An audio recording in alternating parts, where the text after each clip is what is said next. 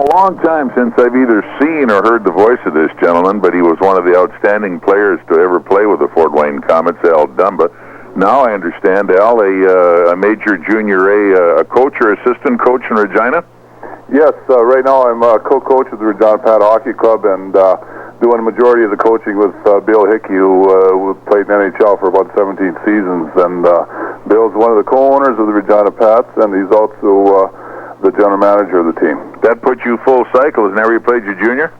That's right. It puts me right around, and I'm really happy to be back at the Regina Pats, where I played my junior hockey, and I spent 4 years in Regina. So I'm busy farming in the off season, and Regina, which is about less than an hour from my farm, which is very convenient for me. So I believe Robbie Laird came out of the Regina area. A lot of the fellows who played in this league, and many of them who played in Fort Wayne. Oh, exactly. There was players Rob Tudor, Robbie Laird, Davey Faulkner. I know there's plenty more, but I just can't think of them right now. One of the fellows, his name is Rick. Rick Urick. Rick Urick, yeah, right. Exactly. And Rick's at Toronto right now, but living there. But he came through the Regina system too. Al, after you decided to hang him up and head back to the west, sort of recap a little of your activity thereafter. Did you stay out of hockey for a while, or did you stay close to it? Well, I stayed close to it with kids and that, and I had my son growing up, and he's 14 years old now, which is hard to believe, and I coached him right through hockey. I coached senior hockey, bantams, and I had hockey schools. I used to have 3-4 weeks of hockey schools every fall in the rural area outside of Regina, which included small towns such as Dysart, where I'm from, and other towns of Pondicherry and Kelleher and Strasbourg, which are bigger centers which wanted hockey schools, and I used to go around from one to another. So I stayed quite involved, and also I did a lot of scouting for the Regina Pats in the meantime. So it gave me an opportunity to not only coach, but kind of watch some of the young prospects from around the area in different towns, and have an opportunity to bring them into training camp. And staying close to Regina Pats in that way enabled me to have a chance to move in and be an assistant coach with them for a couple of years, and then last year kind of taking over the coaching reins, and more slowly I'm hoping that in within the next few weeks or so I might be called a head coach here. And of course, the head coach at a major junior A level is a pretty responsible situation. You're basically just one step below high minor hockey because of the age group, aren't you? Yeah, that's for sure. We've got 3 20-year-olds on our team, and we have 16-year-olds range from 16 to 19 with them too, that come from all over Western Canada. We have a scouting area that goes from Manitoba right through to the coast, through the west coast. So we have a lot of young gentlemen that come in here, and it's quite a responsibility because they come in at 16, 17, 18 years old, and they're away from home. Their only family is the team, and when you're coaching and managing, and you're pretty well the head of the family. So it's a big responsibility, but it's a lot of fun.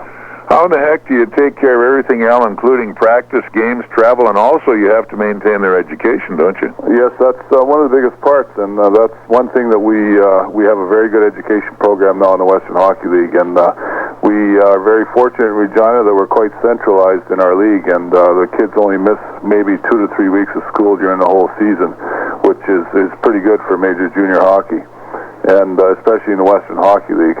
And also we have a great program, a scholarship program for all kids that play in our league that aren't fortunate enough to move on and play pro. We have a scholarship fund for them, and they receive a year's books and tuition paid for every year that they play major junior hockey. So it's quite an incentive for a lot of the guys that want to do both. They want to get their education and play hockey, and we feel we're providing both.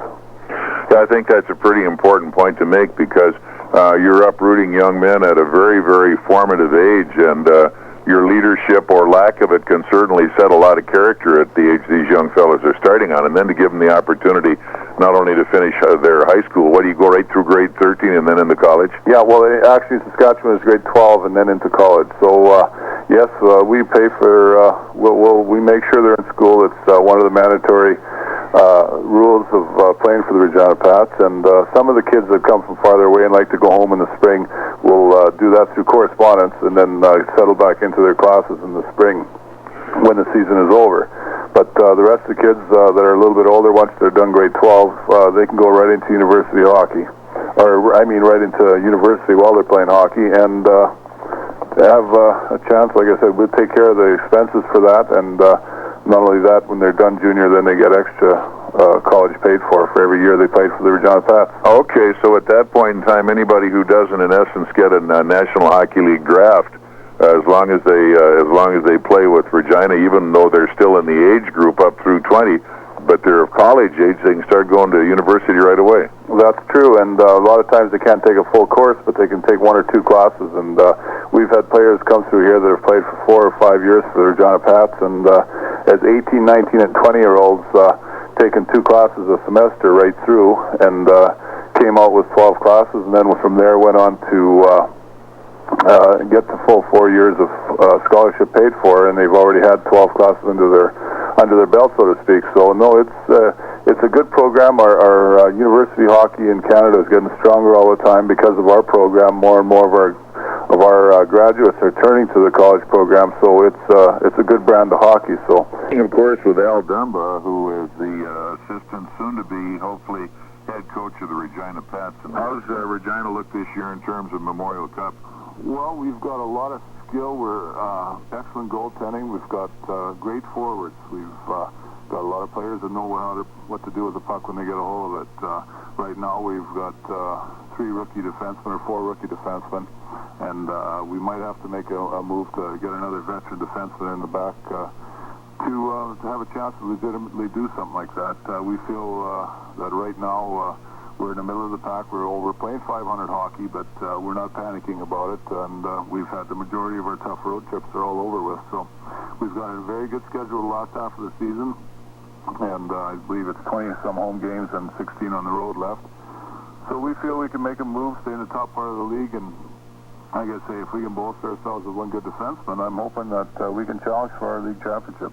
So actually, the folks maybe here don't understand how a Memorial Cup to Major Junior is much like either the Turner Cup here or the Stanley Cup in the National Hockey League. That's the best you can get by being the best. Yeah, that's for sure. That's all the marbles. So all in all, it's a training grounds. Al, how about off the ice and when you're not with Regina? How about a little bit about Cindy, the family, and what's going on? Well, Cindy and the kids are doing great.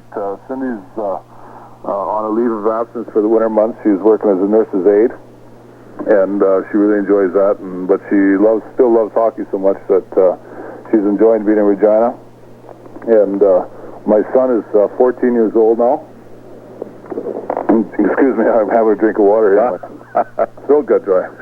My son's 14. He's playing major bantam in the city, and he's a first year, and he's eligible for the bantam draft this year. So he's doing very well, and I kind of have a feeling he's going to have a chance to maybe someday play junior hockey. And he's still his favorite number is number 14. That was my number. I wonder why. And he's worn that when he plays baseball or hockey or whatever, and he's stuck with it. And he's not sure why he wears it, but he knows it's his favorite number now. But well, that's good. That's a favorite number for a lot of people, and I think a lot of them here still associate 14 with I.H.L. Dumba for the Fort Wayne Komets, no doubt about it. Well, that's good. And what's going to happen if this young fella gets into a bantam draft and he plays somewhere else? Has to play against Dad. That's possible, isn't it? That's very possible, and that's happened in the league already with other coaches and general managers. How are you going to handle that one, Coach? Oh, that wouldn't be any problem. If he's good enough to play in the league, it would be... that's the thrill of it all, thrill for everything. So, if it does, I hope that it would happen, that he'd be able to go to a strong organization. What size is he, Al? Right now, he's over 5'10", about 165 pounds. Wow, and 14? Yeah, he's getting there. So, he's... make sure he points out that his hands are bigger than mine and his feet are just as big. And Dad doesn't give him any lip, eh? No, I got to be a little quiet now. No, I can still handle him. It sounds like things are going well for you, and I know you can, just by the way you're talking, you're extremely pleased and thrilled to be doing what you're doing. Well, I am. Everybody asks me, isn't it hard coaching? And I says, well, it is. It's a little bit tense sometimes, I says, but I look in the mirror every morning and I think how lucky I am, because I just think this is the greatest job in the world, and working with the young kids is a real treat. It's a pleasure. You have a chance to do something with people. You feel like you're having some effect on the lives of these young guys. And yeah, and you got people that are there because they want to be there and want to learn, and that's got to be a lot of fun. I.H.L. Dumba is our guest here this evening as we go back in time and talk to one of the great all-time Komets. He didn't have a long career in Fort Wayne, but a very effective career and an outstanding one as